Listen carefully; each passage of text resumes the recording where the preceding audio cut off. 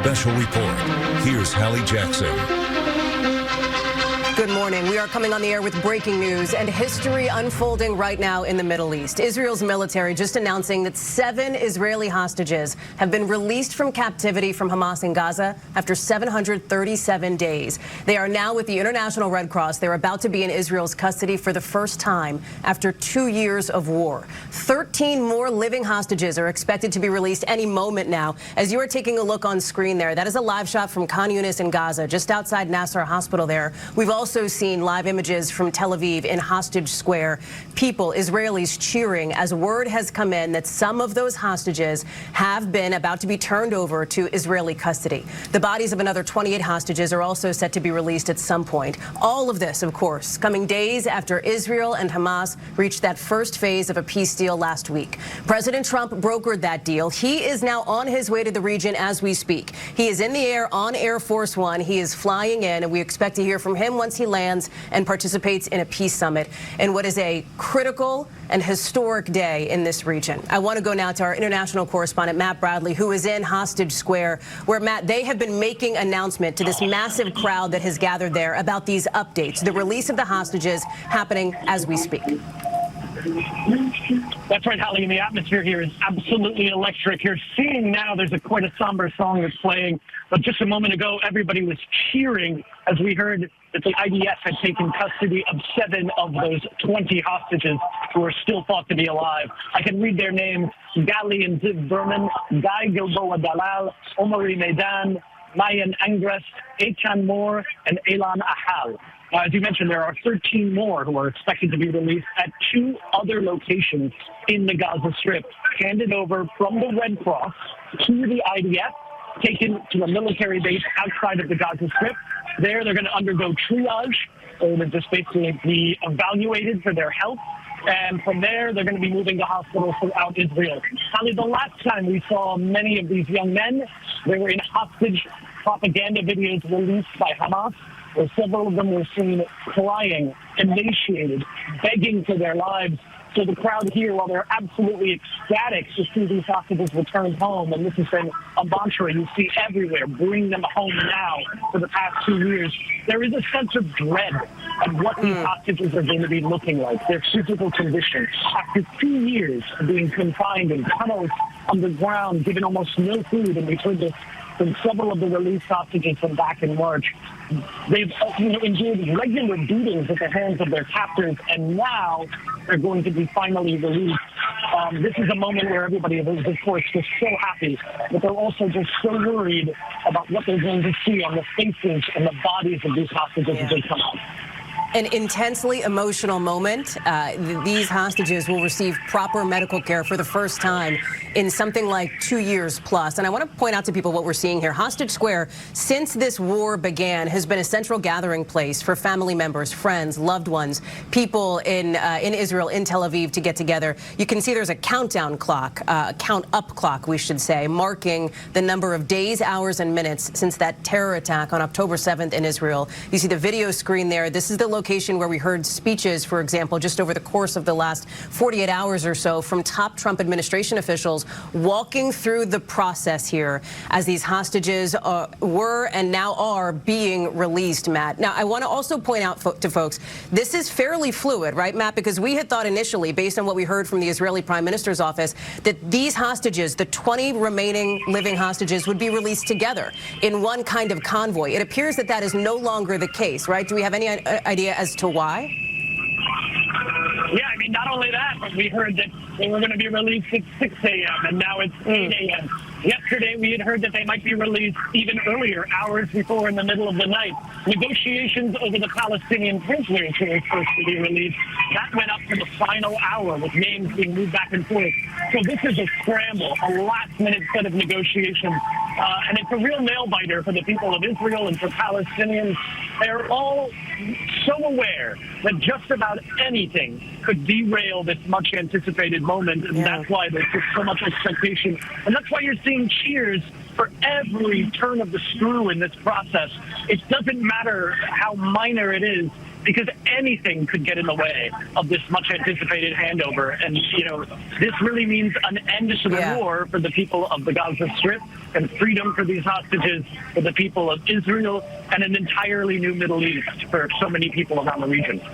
And an incredibly complicated road ahead. Matt, I'm going to ask you to stand by. I'm going to ask our control room to pull up, if we can, a live image. There it is of Khan Yunis. That's on your left. That's Gaza. Israel, obviously, Tel Aviv, their hostage square on your right. As we are watching this activity, it is unfolding as we speak. I want to go to Danielle Hamamdjian, because to pick up, Danielle, on something that Matt laid out, humanitarian aid, part of this peace deal involves more aid getting into Gaza. And the United Nations is saying today that they have already seen a scale up in the aid getting to where it needs to go, as we've seen these images now of Palestinians returning to what very little, if anything, is left of their homes. It's hard to believe this day has finally come, Hallie. I was just texting with a contact in Gaza, and he said to me, I'm just standing in the middle of nothing. There is nothing left. And I'm reminded of words by a UN official months ago who said there are no more words left of the vocabulary to describe the situation in Gaza. Remember that, it was already in the first few weeks of the war, October 31st, 2023, I remember distinctly, a UN official already describing Gaza as a graveyard for Palestinian children. And here we are 2 years later, nearly 20,000 children dead. And much needed aid.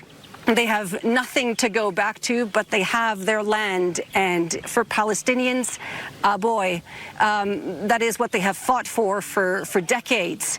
I myself right now am outside Offer Prison. This is the largest prison in the West Bank. As part of this hostages for prisoners exchange, we will see 2,000 Palestinians released from prison. Who are they? Let's start with right here. 250 security prisoners, convicted murderers serving multiple life sentences. Some of them will be sent to Gaza. Some of them will be deported to third countries. Some of them will go to East Jerusalem, but about 100 or so will be boarding buses shortly and will be sent into the West Bank, and you'll be able to see them right behind me. Okay.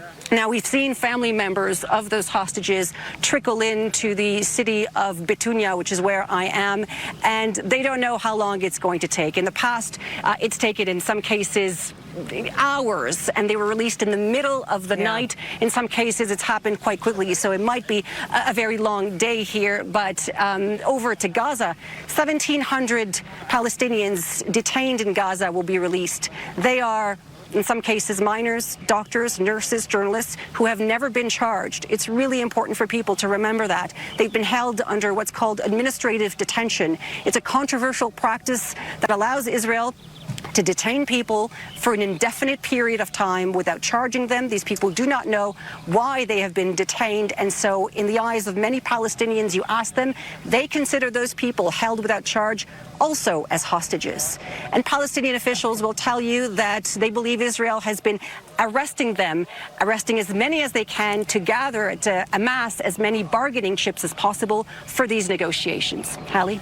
Danielle Hamamdjian, thank you. As we're taking a look now here, Israel, Gaza, I want to go to Gabe Gutierrez, because soon to be on the ground is President Trump. He is on his way to the region for what will be a critical set of discussions. He's going to address members of the Israeli Knesset. He's going to hold this peace summit and participate in that, as now that this first phase of this peace deal is happening as we speak. The second phase will begin. Yeah, that's right, Hallie. And look, it's a huge event for President Trump, for top White House officials who are calling this a new dawn in the Middle East. It'll be a whirlwind trip for the president. He'll spend less than 8 hours on the ground in the region, as you said, first to Israel and then to Egypt to meet with other world leaders. By the way, officials from Israel and Hamas officials will not be part of this peace summit, but it will be very significant to discuss the the next phase of this ceasefire agreement. Of course, the most important phase, as the president referred to it, was this first one, in his view, the hostage release, something that he has been speaking about for quite some time now.